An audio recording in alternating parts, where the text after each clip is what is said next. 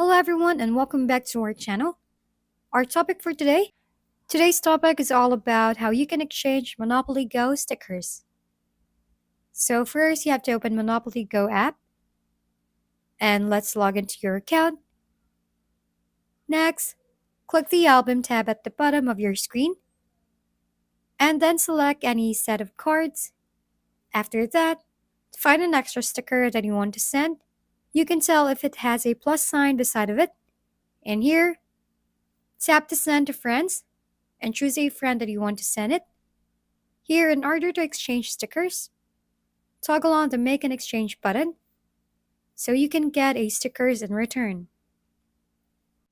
Another way is to find a sticker that you don't have and click on it.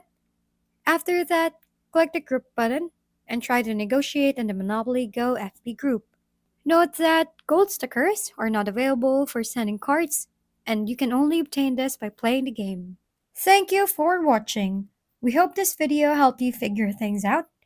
If we've been helpful, kindly give us a thumbs up and don't forget to hit the subscribe and bell button for more contents.